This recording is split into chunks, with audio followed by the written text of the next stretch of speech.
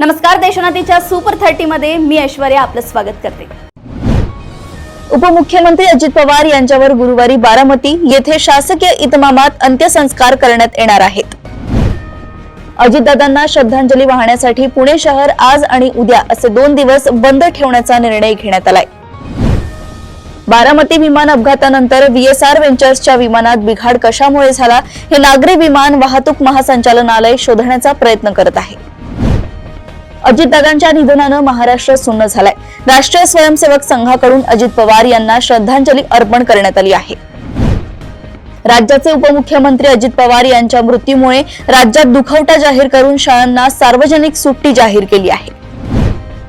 अजितदादांच्या पार्थिवावर उद्या अंत्यसंस्कार होणार आहेत। दरम्यान पंतप्रधान नरेंद्र मोदींनी शरद पवार यांना सांत्वनपर फोन करत आपल्या संवेदना व्यक्त केल्या आहेत। पंतप्रधान नरेंद्र मोदी आणि गृहमंत्री अमित शहा उद्या अजितदादांच्या अंत्यसंस्काराच्या वेळी उपस्थित राहणार आहेत। सह्याद्री व्याघ्र प्रकल्पातील रुबाबदार सेनापती आणि ताडोबातून स्थलांतरित झालेली चंदा नववर्षाच्या सुरुवातीला एकत्र वावरताना दिसतायत। चांदोली वन्यजीव विभागांतर्गत आंबा वन परिक्षेत्रात या दोघांची भेट झाली आहे। एक खंबीर नेता व माझ्या मंत्रिमंडळातील उमदा सहकारी गमावला अशा शब्दात शिवसेना पक्षप्रमुख उद्धव ठाकरे यांनी अजित पवार यांना श्रद्धांजली अर्पण केली आहे। राजकारणावर कमालीचं प्रेम असलेला उमदा नेता गमावला असं म्हणत राज ठाकरेंनी अजितदादांना श्रद्धांजली वाहिली आहे। बारामतीत हॉस्पिटल बाहेर कार्यकर्त्यांचा एकच आक्रोश पाहायला मिळतोय।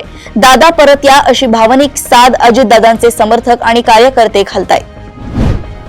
सायबर सुरक्षिततेसाठी अनावश्यक बँक खाती गोठवणे आता टळणार आहे। त्यासाठी गृह मंत्रालयाने सुधारित मानक प्रणाली जारी केली आहे। मुंबई गोवा महामार्गावरील हातखंबा शाळेजवळ आज बुधवारी सिमेंट वाहून नेणारा मोठा ट्रक पलटी झाल्याने महामार्गावरील वाहतूक काही काळ पूर्णपणे ठप्प झाली। राज्यपाल आचार्य देवव्रत, मुख्यमंत्री फडणवीस आणि उपमुख्यमंत्री शिंदे यांनी बारामतीत रुग्णालयात अजित पवारांच्या पत्नी सुनेत्रा पवारांची सांत्वनपर भेट घेतली। राष्ट्रवादीचे नेते अमोल मिटकरी यांनी आता सगळं संपलंय, माझा देव माझ्यापासून निघून गेलाय असे म्हणत आपल्या भावना व्यक्त केल्या आहेत।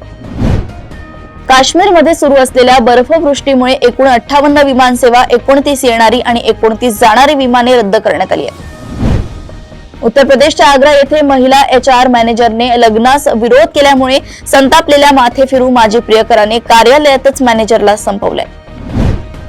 गोवा सरकार देखील ऑस्ट्रेलियाप्रमाणे 16 वर्षांखालील मुलांच्या सोशल मीडिया वापरावर बंदीचा विचार करत आहे। उत्तर प्रदेशातील बांदा येथे वडिलोपार्जित मालमत्तेवरून झालेल्या कौटुंबिक वादात काकूचे टोमणे इतके जिव्हारी लागले की भाऊ आणि बहिणीने विषप्राशन करून आपल्या आयुष्याची अखेर केली आहे। शंकराचार्य अविमुक्तेश्वरानंद मुद्द्यावरून उत्तर प्रदेशमध्ये GSTचे उपायुक्त प्रशांत कुमार सिंग यांनी मुख्यमंत्री योगी आदित्यनाथ यांच्या समर्थनार्थ राज्यपालांना पदाचा राजीनामा दिलाय। सतना जिल्ह्यात जिल्हा रुग्णालयाच्या गेटवर रुग्णवाहिकेचे दार उघडले नाही। रुग्णवाहिकेच्या आत 67 वर्षीय रामप्रसाद यांनी तडफून जीव सोडलाय। UGCच्या नव्या नियमांविरोधात खुल्या वर्गातील विद्यार्थी आंदोलन करतायत। नियमांमध्ये फक्त SC, ST आणि OBC विरोधात भेदभावाचा उल्लेख आहे म्हणून विरोध होत आहे। विवाहबाह्य संबंधात अडथळा ठरणाऱ्या पतीची पत्नीने हत्या केल्याची घटना आंध्र प्रदेशमध्ये घडली आहे। या प्रकरणी पोलिसांनी तिघांना अटक केली आहे। अमेरिकेच्या टेक्सास राज्याने नवीन H-1B व्हिसा अर्जांवर तत्काळ बंदी घालण्याचे आदेश दिले आहेत।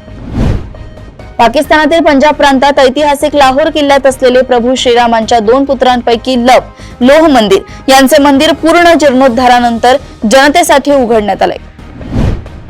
तालिबानने अफगाणिस्तानात नवा फौजदारी कायदा लागू केला असून त्यात गुलामगिरीला कायदेशीर स्थान दिलंय।